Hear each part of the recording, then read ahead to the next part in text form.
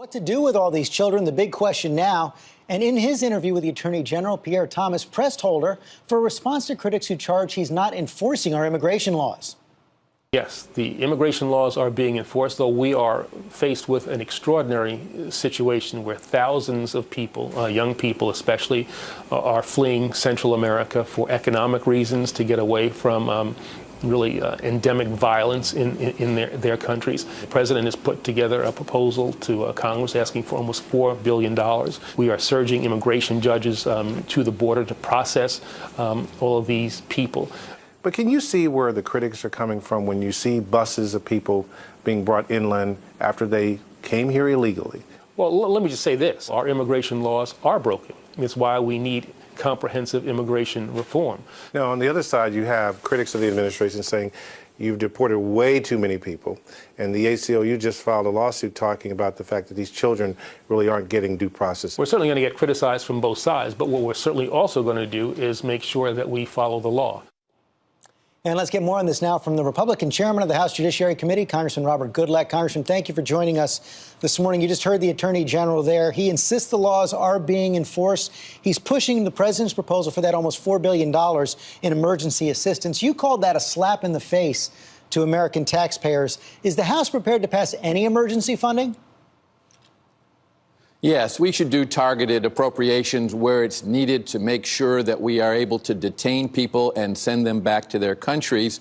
But there is an awful lot that the president can do right now without any action on the part of the Congress. He should, first of all, make it very clear that people who illegally enter the United States are going to be sent home. He's done that, Secondly, he should not only go to the, what's that? Hasn't he done that? Well, if you watched his interview, from his press conference from Texas last week, you would be hard-pressed to get that message that this president is going to send people home who entered the United States illegally. Secondly, if he would not only go to the border, but continue south and go to Mexico City and meet with the Mexican government. After all, if these children are fleeing a bad situation in their home country, as soon as they arrive in Mexico, they have escaped that situation. So what's the responsibility of the Mexican government here? Well, first of all, they should be securing their southern border with Guatemala. But in addition, they should be working with the United States, and the president should insist that they do that and do the same thing with the Central American countries. This matter can be addressed if the president will exercise leadership and stop not enforcing the law. He doesn't enforce the law. He uses the concept of prosecutorial discretion, which is intended for that limited exceptional case, to apply to hundreds of thousands of people right now. He's releasing criminal aliens back onto our streets that have been detained rather than making sure that they get sent back to their home countries. So, but that's what you're calling for the president to do. If the president does all that, are you prepared to pass this funding, and can a compromise be reached to address what is really becoming an emergency situation? I would definitely pass emergency funding targeted for what's necessary. But most of the money that the president's asking for is to continue the process of further transporting these children and adults, by the way, further into the United States. And that, I think, is what the American people don't like to see, because they know that that is not deterrence, and that will result in even more people coming to the country. The projection for next year is 150,000 unaccompanied minors. It's already projected to be 90,000 for the rest of this year. One of the other things you see coming out of this are more and more calls for the president to be impeached. Sarah Palin, most prominently this week. Any articles of impeachment will be drawn up by your committee.